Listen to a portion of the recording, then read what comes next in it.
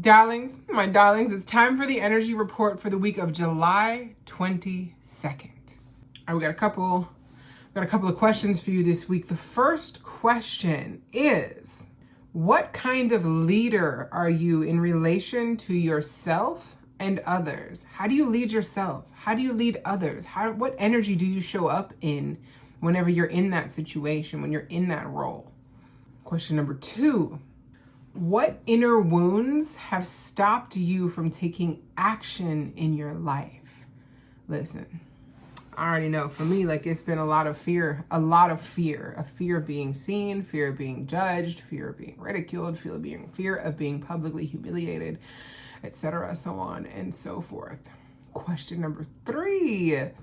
What systems in your life are no longer working for you, and how can you revamp these systems so they can align with your goals again? Because things are always shifting, they're always changing, and every so often we need to do a reflection on reflection and revisit the systems that we have set up in our lives, because sometimes we set up systems based on a certain goal we have at the time. Well, now that we've met that goal, now we need to recheck and reflect on and go back and see, are these systems even still working? So this week you got the sun moving into Leo, we've got Chiron retrograde, and we've got Mercury in the pre-shadow of retrograde in Leo, and then it moves into Virgo. So just briefly, y'all, if y'all ain't heard about Mercury retrograde, or Mercury's in Gatorade again, or Mercury's in the microwave again, it happens about 3 to 4 times a year. Mercury rules communication, it rules technology, it rules vehicles, it rules travel, like short-term, to and fro, back and forth type of travel. So, that's where the tech gets a little wonky, a handful of times a year. Computer systems stop working. Apparently something happened with Microsoft. I was out in the woods somewhere, so I didn't even know about it. But that is a pre-shadow of what is to come when the actual retrograde hits. To me, the pre-shadow can sometimes be more challenging than the actual retrograde itself. That's just me though, because it's really bringing up the themes of what needs to be handled, revised, revisited, reflected upon, retried, all of the going back to, looking over, redoing, getting second chances and taking that action again. So, we move from the Leo, which is very much that performative, that being loud with who you are and speaking your voice and speaking your word. And we've got Virgo, which Mercury rules Virgo. So it enjoys being there. Virgo is very, analytical and methodical, in how it approaches very mercurial things with the communication, with the thoughts, with the words, with how they move. I would say Mercury is how you would move from one side of a crowded room to the other. It's that path that you're going to kind of carve out and weave in and out of. So, but it's going to be very interesting, I think, when retrograde does happen here pretty shortly, but we'll talk about that a little more later. So pay attention to the themes that are coming up in your life. I'm not saying to blame Mercury, because the planets are going to do what the planets are going to do, and it is just here to give you a little energy check. It's a reminder of, hey, this is happening. So just be cautious, be intentional, take note, cross your T's, dot your I's, triple, quadruple check everything.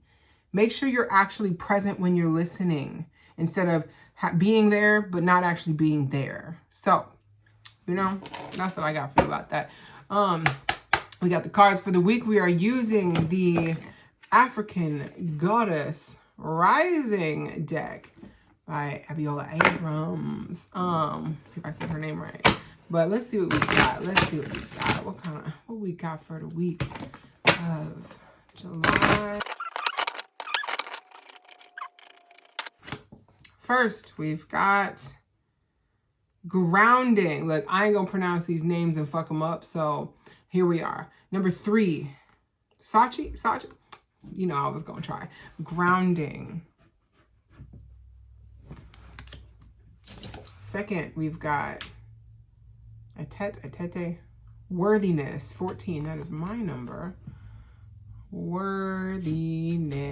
And then on the bottom of the deck, just to kind of show what's going on under the surface. Oh, we've got Queen Nandi, intuition, number 35. So we've got a 3, we have a 5, and we have an 8 if we want to reduce those numbers. That 3 is very much that communication. It is that creativity. It is, I mean, think Gemini, right? Think Mercury, honestly, because Mercury rules Gemini. So we've got that 3, we've got that creation, we've got, you know, for my religious people out there, there's Father, Son, Holy Spirit, there's the Holy Trinity. There's a lot of things come or happen in 3s. It's not necessarily a number of completion, but it is it's very significant, I feel like, in the spiritual world. And just and we have 3 cards today, you know, right? So just seeing her and talking about that grounding, how she is touching the earth. She is, let's look at it, you know, she's touching the earth right here. She's very much in touch with that. However, she's not having to go all the way down here because her feet are also grounded, but the earth is coming up to meet her right here. So meeting yourself where you're at, meeting other people where they are at, will allow you to give not only yourself grace, but it will allow you to give other people grace as well. Because it's just how this sun is kind of rising above the horizon behind her makes me think of, I mean, the sun in Leo, it's the sun, and your rising sign is who you can kind of appear to the world. Those are your instincts. Those are, some people say it's a mask that you wear, but it's very much, the sun is rising. This is who you are rising into. You are rising into your grounding, because without grounding, you would just fly and float away. And I'm not even talking physically. I'm talking about if you are too much in the spiritual realm and in the clouds without keeping your earthly body, you are a human being. Last time I checked, you signed up to be a human being in this life and to have the human experience. And that means to have one foot in the astral, in the celestial, in the etheric realms, and to have one foot on the ground in the earthly realms, because there are earthly laws that do apply, right? Universal laws that do apply. So it's about mixing and matching those things together. So remaining grounded in this process is going to be really, really important, especially now that Leo season is here, because some of y'all going to be out here acting a fucking fool. I already know, because the shadow of Leo can be very egoic. It can be overly performative. It can also be very, very shy in a way. Like there's the hyper of Leo, which is the one that everybody knows about. That's like, oh my God, everything is always about this Leo. Like they just take for, you know, all eyes on them at all times. And then there's the hypo, which is the low end, which could be that shyness of not actually believing in yourself and being like, am I even worthy? Am I even worthy? Because she got a lot of tea going on up in this tray, but just to like, you are worthy. You have been invited to the tea party. There's a space for you at the table. However, if you don't think that there's a space for you at that table, there will not be. Okay? I have been through imposter syndrome, and sometimes it still creeps up and creeps in, but there is just a reminder that you are worthy of love, of grace, of kindness, of compassion. And I just want to check real quick, because this is from the Temple of Warriors, and she's got the earth element with her, but, you know, fierce protector of women and girls from the Oromo people of Ethiopia. Like, the goddess declaration is, I matter. Stop playing small. Like, you are mighty. Remember that. You were put on this earth for a specific purpose and to fulfill a destiny. I need you to walk in that. And it's not just me. Spirit wants you to walk in that. The world needs you to walk in your power, okay?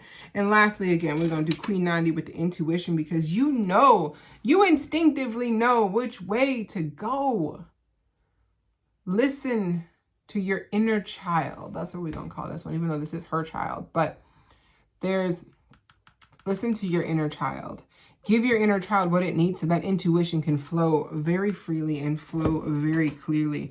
And we all get these intuitive hits and this knowing. Sometimes we don't even know how we know.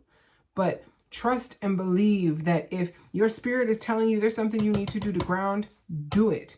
If your spirit and the signs are there. You're seeing the colors, you're seeing the words, you're seeing the numbers, you're hearing the music, you know, you're seeing the animals, whatever the signs and symbols and the omens are for you. If y'all ever read The Alchemist, follow the omens, okay?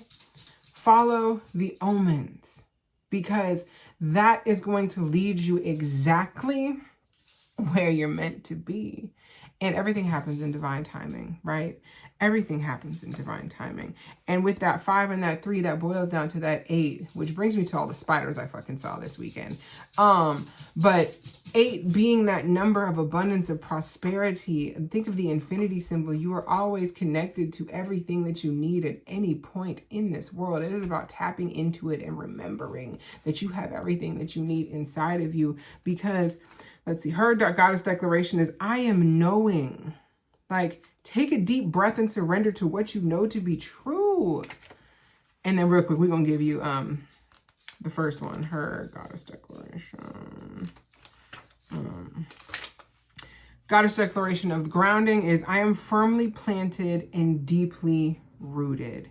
So moving according to what your spirit knows, where you are divinely led, knowing that you are worthy, because spirit would not have made you for something that you were not meant to do. So find your flow.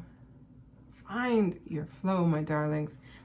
Find your grounding, that sacral chakra, that creativity, that solar plexus, that personal power, that believing in yourself, tapping into that third eye energy, into that crown, again, that intuition, and also, you know, this connection to source all through here. Well, also this green in the last one is that very much that heart chakra, right? Opening your heart to allow the love in, to allow the love to flow, to allow the love in and to allow the love out. For you, for everyone that you meet and everyone around you. And that may look very different, but treating people with kindness, including first and foremost yourself. Because honestly, how you treat others is generally how you treat yourself, if not worse. You treat yourself worse, most likely, than you treat others. So, my darlings, my darlings, my darlings, like, you've got this. I love you. If you have any questions, I would love to connect with you. You know how to reach me. Call me, beat me if you want to reach me. But yeah, I love you. Let it be a great and wonderful week. And remember, cross your T's, dot your I's, double, quadruple check everything. Note all the themes that are coming up. And just get ready to be addressing some shit. Like, there's going to be some heavy conversations that will need to be had in the next couple of weeks. And you can do this. You can do this. I love you.